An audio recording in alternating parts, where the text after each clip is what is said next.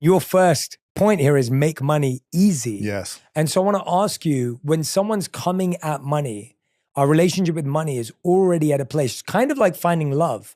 We're desperate for it. We're stressed by it. We're paralyzed by it. We feel the pressure for it. What do you do when you're feeling all of that? What's the first thing you need to do? Step one is you need awareness. And again, you probably say this so often and people probably heard this so frequently, but if you don't have awareness on your attachment style towards money and how your nervous system is when you receive money or when money leaves you, when you have to pay your bills or give money away, I want people to create just a scenario of awareness around how you feel and how you think when you receive money, when you pay money, when you look at your bank account, when you open your purse or your wallet, and just notice, how do I feel? Do I have shallow breathing? Do I feel relaxed? Do I feel anxious? Do I feel scarce? Do I feel abundant? Just step one is have awareness on how do I feel and how do I think about my money? The money I have, the money that's coming in, and the money that's going out. Yeah. That's step one. And when you can just have awareness around it, you can start to say, is my relationship the one that I want to be having? Do I feel really secure around money? If not, okay, what's something I can think about? First, let me think about my money story, the story of my life around money.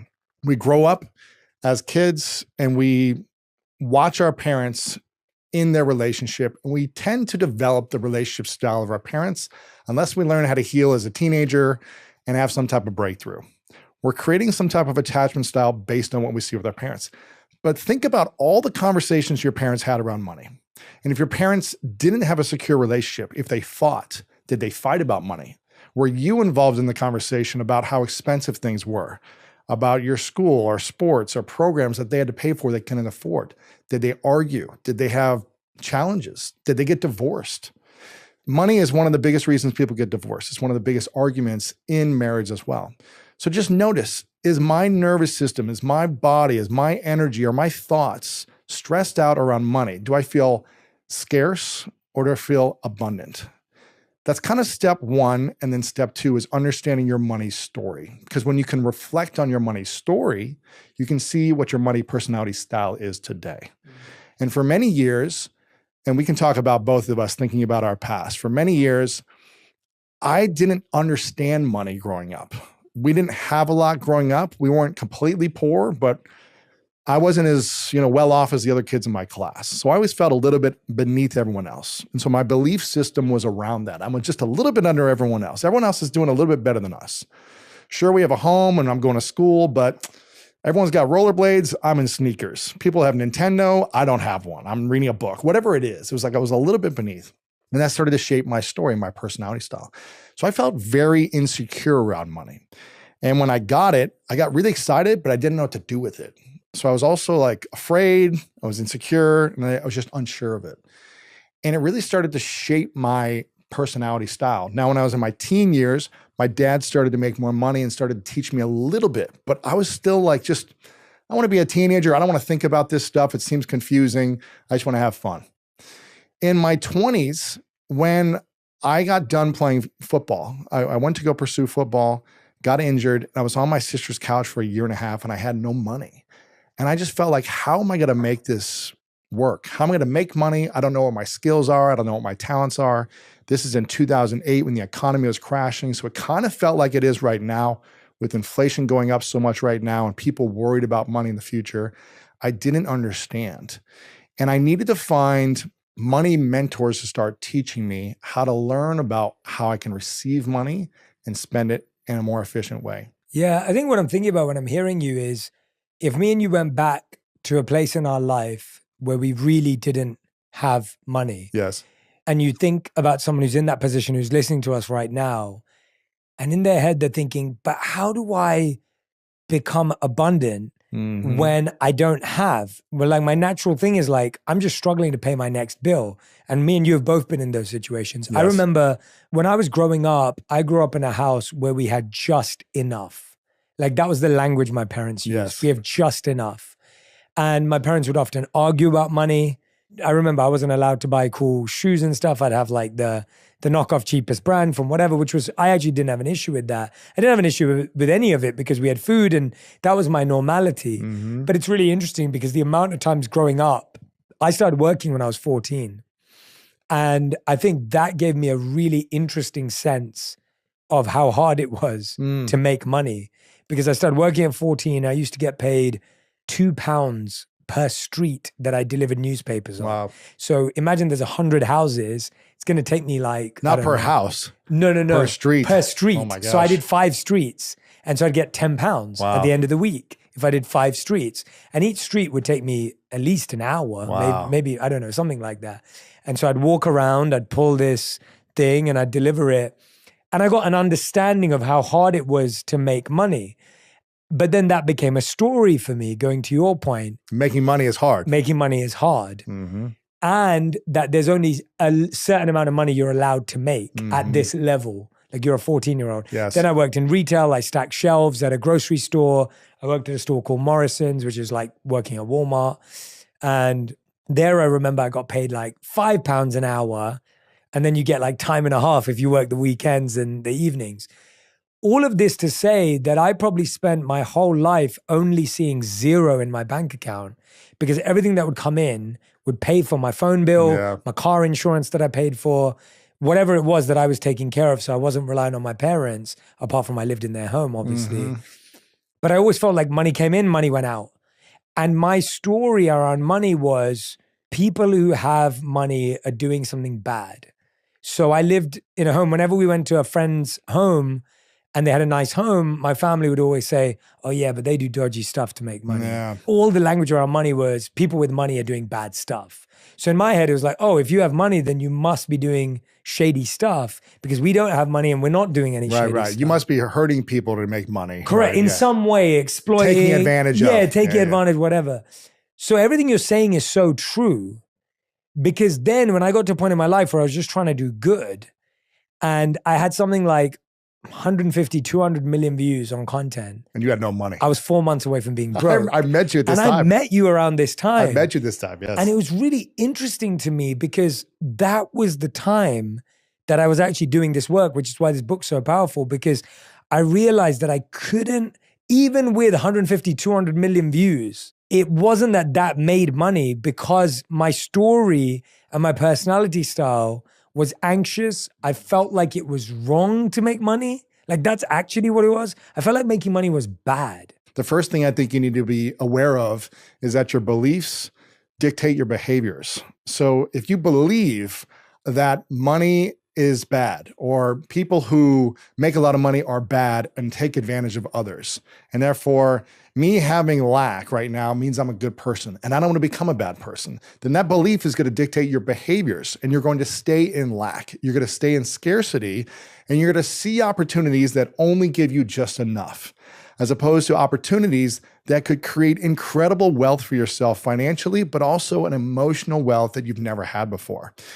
So that's one of the things you want to understand is first that your beliefs dictate your behaviors. That's a big one, by the way. That's huge. Yeah. Like that, I just want to point that out for people. Like that's so huge. True, because your belief, it's huge. Your belief got you to a place of, I am impacting hundreds of millions of people from these videos that I created with my talents, but I don't know how to make money with them. And I don't know if I actually should, because then I could be bad and wrong, or people could perceive me as I did something bad to make this money. Correct. And I'm a spiritual person. I'm a monk. I've done all these things. I don't want to have that life. But I want to make an impact and I don't want to be poor. So I think a lot of people are struggling with that mindset. What are the other ones you hear? What are the other, focusing on that belief spirit, what are you hearing from people about their belief? That's my belief. And that's very much my history and story, as you said. What other stuff do you hear from people? The biggest shift that will create abundance in your life is a mindset habit in unlocking wealth for yourself. And one of the big lies, or one of the big blocks that holds people back from financial opportunity, is that I cannot be generous with my time, my wisdom, my knowledge, or my secrets to others, because if I am, they will take it and run with it, and I will be left with nothing. So therefore, I'm going to hoard my energy, I'm going to hoard my time, my knowledge, and only keep it to me so that others don't have good ideas or have my help. And from all the different billionaires and millionaires and financial leaders in the world that I've interviewed, I know you've interviewed a lot of them, there is a question I would always ask individuals who've made incredible amounts of money and that keeps helping them create more wealth year after year. And they all say the same thing. Those who have had a sustainably good heart in the process is that you have to have a generous mindset. So the mindset habit is the first thing that you have to think about when creating abundance with your money, but also feeling abundant internally. And it's coming with generosity. So if you feel like you're stuck right now, if you feel like you have nothing, this was what you were at 8 years ago when I met you. This was where I was at 15 years ago when I was on my sister's couch. I had no money. I was in student loan debt. I was sleeping on her couch.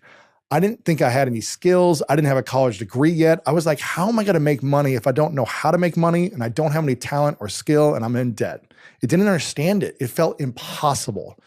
And the thing that I shifted when I started meeting money mentors is I needed to learn the first habit, which is the mindset habit, which is a habit of generosity and gratitude. So what did that look like then? What was the practical step? What it looks like was, how do I meet money people who have money, people who have success, people who can teach me knowledge? I needed to come with a sense of energy, of curiosity, of possibilities, and of joy. I literally wrote a list down of all these different things that I thought were my talents. I go, how can I make money? I don't have any skills. I played football and now I'm injured. What can I do for people? But I was like, well, I'm really curious. Maybe I can just ask people questions. And never did I think in a million years that I could have a 12-year-old podcast just asking questions and make millions of dollars a year. I never thought that was possible. I was in my early 20s and I was like, you know what? I've got a lot of energy. I've got a lot of passion. So let me bring passion and energy to other people and excitement. And that energy was infectious. And there's a currency that's tied to that energy of passion, joy, excitement, curiosity. That currency may not look like money, but for those who are older, who have no more passion, they're burnt out, they're exhausted, it is the highest form of currency. They want that. They crave that energy. They've burnt themselves out for decades. They want to feel young again. They want to feel curious again. They want to feel excited again. And when you come to someone with that energy, you are bringing a different mindset. So the mindset of curiosity, joy, passion, presence, like just connecting with someone and asking them a question is such a valuable currency. So we have to look into these untapped skills, talents, currencies inside of us that are hidden to others, but inside of us, they can create magic. Yeah. That's one of them. Another one is just being generous with your time, with your resources, with your ideas, and helping others succeed. I love that because I didn't even know that then, but I was doing it unconsciously. Yes, you were. So I really wanted to interview incredible people, but I didn't have a platform at the time when I met you. And so I'd partnered up with NASDAQ. Mm-hmm. And by the way, just to be really clear with everyone, I didn't get paid to do this. Yes. So NASDAQ had something where everyone was using Facebook Live. And I said, hey, could I have an hour in the NASDAQ building whenever I have an amazing guest that says yes, so that I can interview them on NASDAQ Live, and they would put the picture up on the middle of Times Square. On a billboard. So now I could reach out to people I looked up to. And that's the reason why I went on the show. Exactly. So I didn't know who you were until I saw, hey, I can get you on a billboard on Times Square. I go, that's value to me right now. I'm being generous and I'm trying to find a way because I don't have anything to offer. Nothing to offer. But I admire you. And it was all people I admired. It was yourself. It was Ryan Holiday said yes. Me and Ryan had met maybe once before that, but Ryan came on that show. And there were a bunch of other authors. Deepak Chopra came on that show with me. And it was all people that I'd admired, looked up to for a long time. And exactly that. That's how, first of all, we became great friends off of it. But the point is, it's exactly what you're saying, that even though I felt I had nothing to offer, I had to find a way to create something to offer someone of value. I didn't get paid for it, for that show. I didn't get paid to run it. I didn't make any money from it. But it created an opportunity for me to connect with friends, to connect with people that were doing incredible things. Yes. And of course, allowed me to showcase my talents so that then I could show it to other people. I remember I had Ryan Harwood on the show, who founded Pure Wow. And he just sold it to Gary Vee. Yeah. That's how I met Gary. So Ryan came on my show and he was just like, Jay, I love you. You're a great interviewer. Like, you have such great energy. He really liked my passion. And he said, you got to come meet Gary. And I was like, no way. Like, I love Gary. And so he took me to meet Gary for the first time. We had a meeting in his office. And that's how I built my relationship with him. It was all thanks to Ryan. And so when you think about it now, like I've never thought about it until what you're saying. Yes. Now when I look back, Ryan's been on the podcast like 4 times now, whatever. I love his books. So many relationships came out of that.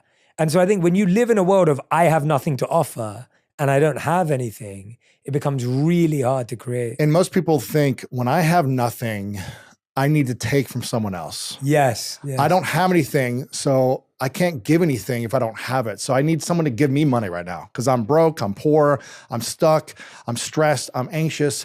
I can't think out of myself. And this first habit is really gratitude and generosity is the gateway to abundance.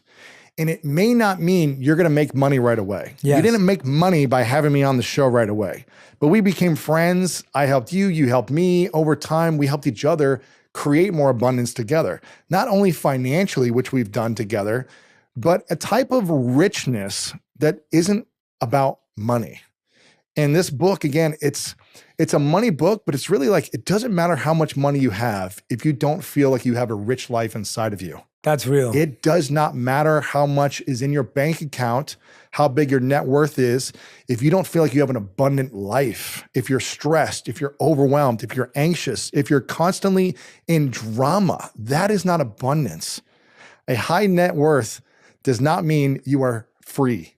And the goal is for us to feel free every moment of our lives as often as possible and allow money to be a tool to create incredible opportunities, memories, moments where you can be generous with it, with the people you care about, the causes you care about, the institutions you care about, to serve more people and feel good about doing it, not feel bad about doing it. And that's part of this process. Most people, when they lack money, they want to take from others. They want someone to help them.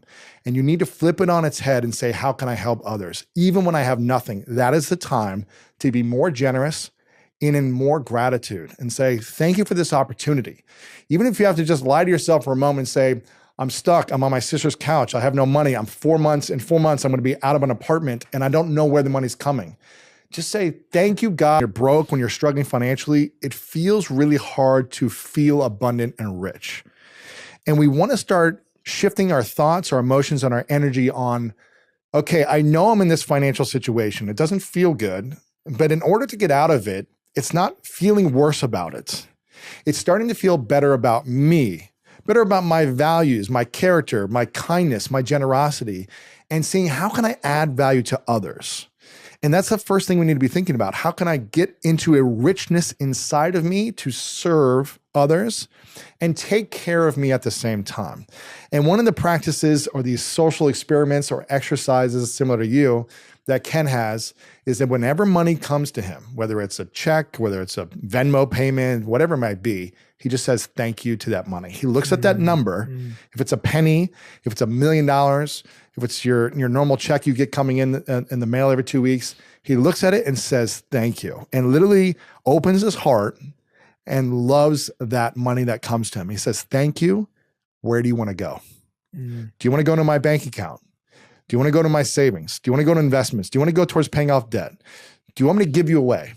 And it might be a weird kind of like, no, I like it, exercise, but I love this approach to just being mindful of money when it comes. Say thank you. And then when you pay bills, when you pay off debt, say thank you as well.